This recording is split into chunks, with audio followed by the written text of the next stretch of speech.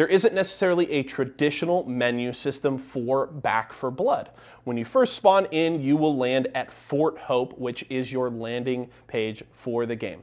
Here you can explore the different systems in the game, head over to the firing range and test out the wide range of weapons that are available to you. Definitely make sure to make use of that. You can play around with the different attachments and get a feel for all of the different weapons and see what you like. Also, here you can check out and go to the menu and see what is available to play. During the open beta, you can do a new versus mode, as well as 2 different campaigns for the series. Make sure to check out all of these during your time with the open beta.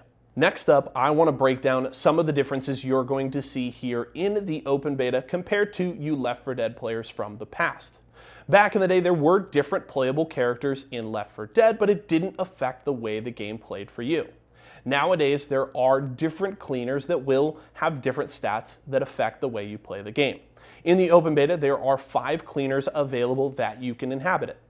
Mom, Walker, Hoffman, Holly, and Evangelo all have different stats to them that affect how you want to play around in the different spaces. The other thing is a card system that affects each different game that you play. Corruption cards affect the Ridden as well as the mutations that you will face, and also give you some unique goals for each different playthrough to earn some rewards. You then have your own deck of cards that give you certain buffs, whether it's quicker reload speed, higher damage, more health, and other different advantages. Make sure to play around with this card system before you go into each game to get an idea of the different buffs that you can play around with. Now, one thing you will notice in your playthrough of the game is that the loot system isn't quite the same as it used to be in Left 4 Dead. At the start of each level, there is a shop available that allows you to buy different perks, equipment, weapons, and even attachments for your guns. Now, make sure to play around with this a little bit, get a feel for what's available and the different prices so you can have a bit of an understanding of what you can grab during each level.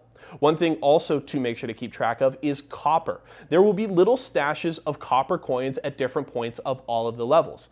Gathering these will help you buy more attachments, weapons, and equipment at the end of each level. So make sure to keep track of where all the copper is spawning and grab it all up so you can level up your cleaner throughout every single playthrough.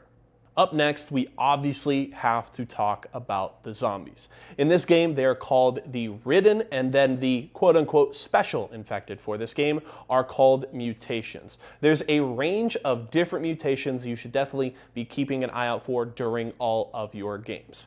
That list is going to include the Breaker, Bruiser, Crusher, Tallboy, Exploders, Reekers, the Wretch, the Hag, Hawkers, Stalkers, Stingers, Snitches, and the Ogre, as well as the Sleeper.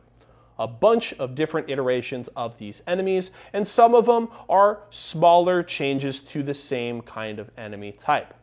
While you won't see the traditional smokers or hunters from the original Left 4 Dead series, I think Turtle Rock has done a great job of hitting a wide range of different skills for these enemy types that'll keep you on your toes throughout your entire playthrough.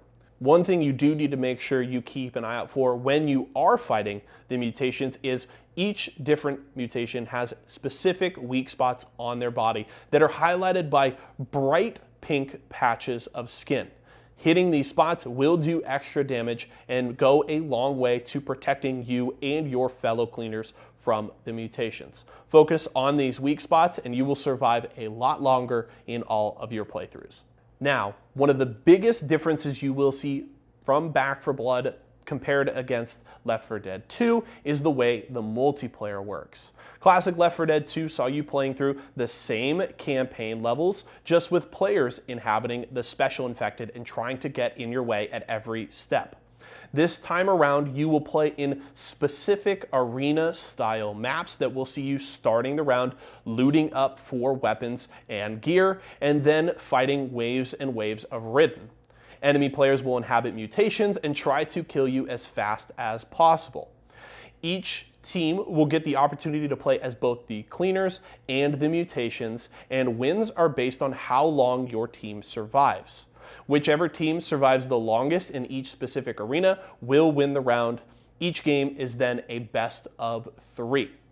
It also has a unique mechanic like we see in Battle Royales, where a circle slowly closes in on the cleaners, so you have less and less space to work with. It's an interesting take on multiplayer for this kind of game, and I'm very curious to see what all of you think of it.